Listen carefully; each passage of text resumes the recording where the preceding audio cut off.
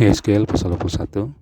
Pedang Tuhan melawan Yerusalem. Datanglah firman Tuhan kepadaku, hai manusia, tujukanlah mukamu ke Yerusalem dan ucapkanlah banyak teguran terhadap tempat kudusnya dan berbuatlah melawan tanah Israel.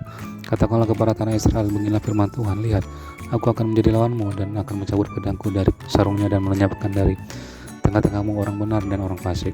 Oleh karena aku hendak melenyapkan dari tengah-tengahmu orang benar dan orang fasik, maka pedangku akan terhunus dari sarungnya terhadap semua manusia dari selatan sampai utara, dan semua manusia akan mengetahui bahwa aku Tuhan mencabut pedangku dari sarungnya sehingga tidak akan kembali lagi ke situ. Dan engkau anak manusia, mengeranglah di hadapan mereka seperti seorang yang tulang pinggangnya patah dan berada dalam kesengsaraan yang baik.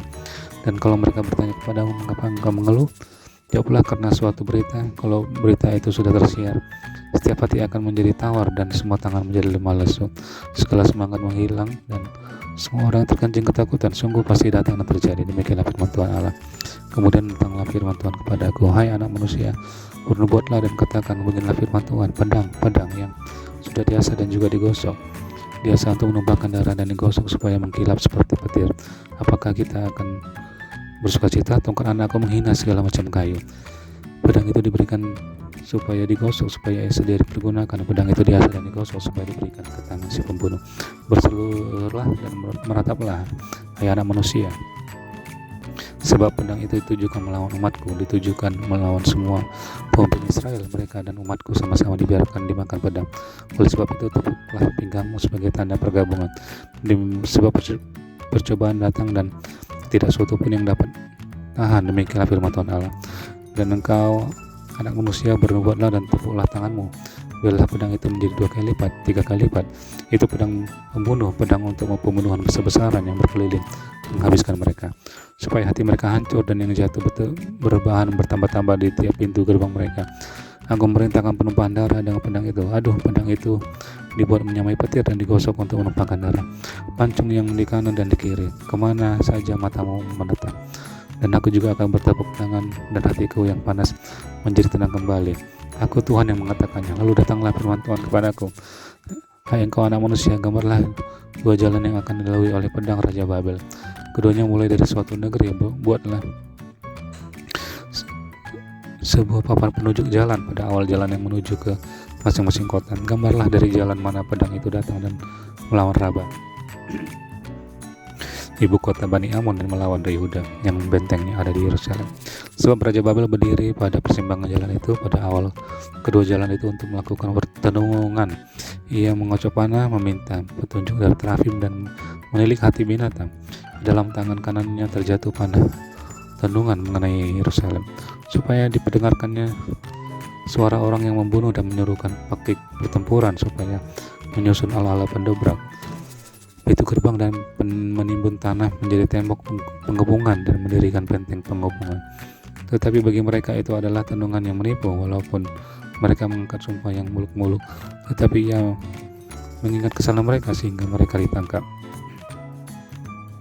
Oleh sebab itu beginilah firman Tuhan Allah, oleh karena kamu membuat kesalahanmu itu teringat kembali dengan tersingkapnya pelanggaranmu, sehingga kentara dosa-dosamu dalam segala perbuatanmu, oleh karena kamu menjadi teringat kembali, kamu akan ditangkap dengan kekerasan.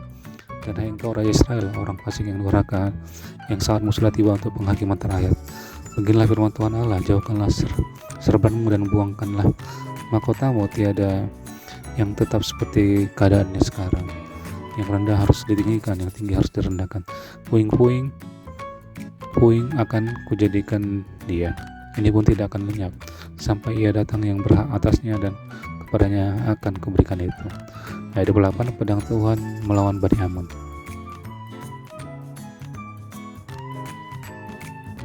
Dan engkau anak manusia, berbuatlah dan katakanlah, beginilah firman Tuhan Allah mengenai Bani Amon dan cercaan mereka. Katakanlah, pedang sudah tercabut untuk menumpahkan darah, digosok dan memusnahkan, dan supaya mengkilap seperti petir.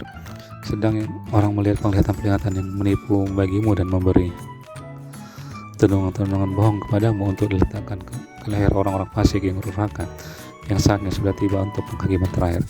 Kembalikanlah itu ke sarungnya di tempat penciptaanmu, dan di negeri asalmu aku akan menghukum engkau. Aku akan mencurahkan geramku atasmu dan menyemburkan api murkaku kepadamu, dan menyerahkan engkau ke dalam tangan orang yang dungu, yang menimbulkan kemusnahan. Engkau menjadi makanan api, darahmu akan tertumpah di tengah-tengah tanah itu, dan engkau tidak akan diingat-ingat lagi, sebab aku Tuhan yang mengatakannya. Yeskel pasal 22. Dosa-dosa Yerusalem. Datanglah firman Tuhan kepadaku, hai engkau anak manusia, maukah engkau menjatuhkan hukuman atas kota yang penuh hutang darah? Beritahukanlah kepadanya segala perbuatannya yang keji, dan katakanlah, beginilah firman Tuhan Allah, hai kota yang mencurahkan darah di tengah-tengahmu, sehingga waktu penghukumanmu datang dan membuat berhala-berhala bagimu yang menajiskan dirimu. Dengan darah yang engkau curahkan, engkau bersalah, dan dengan berhala-berhalamu yang engkau perbuat, engkau menjadi najis. Dengan demikian engkau membuat saatmu mendekat dan membuat akhir tahun-tahunmu datang. Oleh karena itu, aku memberi engkau cercaan bagi bangsa-bangsa dan ejekan bagi semua negeri. Yang dekat padamu dan yang jauh daripadamu akan mengejek engkau, yang kenajisannya terkenal dan yang penuh huru-hara. Lihat, masing-masing pemimpin Israel mengandalkan kekuatannya untuk menumpahkan darah. Padamu ayah dan ibumu dihina, dan di tengah-tengahmu orang melakukan pemerasan terhadap orang asing. Padamu anak yatim dan janda ditindas. Engkau memandang ringan terhadap hal-hal yang kudus bagiku, dan hari-hari sabatku kau najiskan. Padamu berkeliaran orang-orang yang berfitnah dengan maksud mencurahkan darah, dan orang makan daging persembahan di atas gunung-gunung. Kemusuhan dilakukan di tengah-tengahmu. Padamu orang menyingkapkan aurat istri ayahnya dan memperkosa perempuan pada waktu cemar kainnya yang menajiskannya. Yang satu melakukan kejian dengan istri sesamanya, dan yang lain menajiskan menantunya perempuan dengan perbuatan mesum. Orang lain lagi memperkosa saudaranya perempuan, anak kandung ayahnya. Padamu orang menerima suap untuk mencurahkan darah. Engkau memungut bunga uang atau mengambil riba dan merugikan sesamamu dengan pemerasan. Tetapi aku kau lupakan. Demikianlah firman Tuhan Allah. Sungguh aku bertepuk tangan mengenai keuntunganmu yang haram yang kau dapati, dan mengenai darah yang dicurahkan di tengah-tengahmu. Apakah hatimu akan tetap teguh dan tanganmu merasa kuat pada masa aku bertindak terhadap engkau? Aku Tuhan yang mengatakannya dan yang akan membuatnya. Aku akan menyerahkan engkau di antara bangsa-bangsa dan menghamburkan engkau ke semua negeri, dan aku akan mengikis kenajisanmu daripadamu. Maka engkau akan dinajiskan di hadapan bangsa-bangsa karena kesalahanmu sendiri, dan engkau akan mengetahui bahwa akulah Tuhan. Lalu datanglah firman Tuhan kepadaku, hai anak manusia, bagiku kaum Israel sudah menjadi sangat. Mereka semuanya adalah ibarat tembaga, timah putih, besi, dan timah hitam di dalam peleburan. Mereka seperti sang api. Oleh sebab itu beginilah firman Tuhan Allah, oleh karena kamu semuanya menjadi sangat, maka sungguh aku akan mengumpulkan kamu di tengah-tengah Yerusalem, seperti orang mengumpulkan perak, tembaga, besi, timah hitam, dan timah putih di dalam peleburan, dan mengembus api di bawahnya untuk meleburnya. Demikianlah aku akan mengumpulkan kamu dalam murkaku dan amarahku, dan menaruh kamu di dalamnya dan melebur kamu. Aku akan mengumpulkan kamu dan menyemburkan api kemurkaanku kepadamu, sehingga kamu dilebur di dalamnya. Seperti perak dilebur dalam peleburan, begitulah kamu dilebur di dalamnya. Dan kamu akan mengetahui bahwa akulah Tuhan yang mencurahkan amarahku atasmu.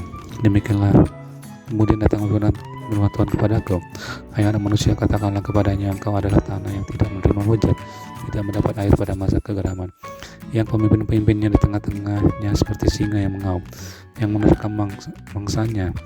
Manusia ditelan, harta benda dan barang-barang yang berharga dirampas, janda-janda dibuat bertambah-tambah di tengah-tengahnya.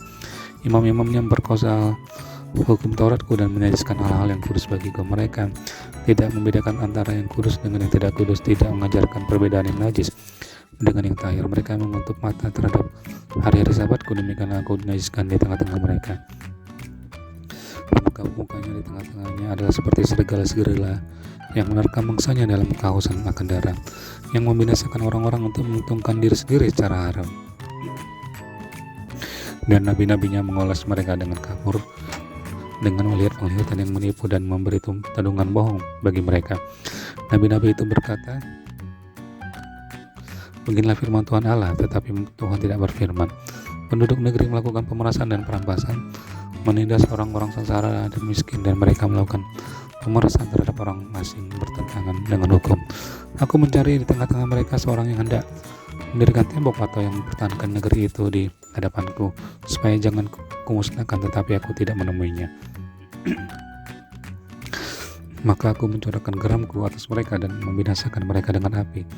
Kemurkaanku, kelakuan mereka aku timbahkan atas kepala mereka. Demikianlah firman Tuhan Allah.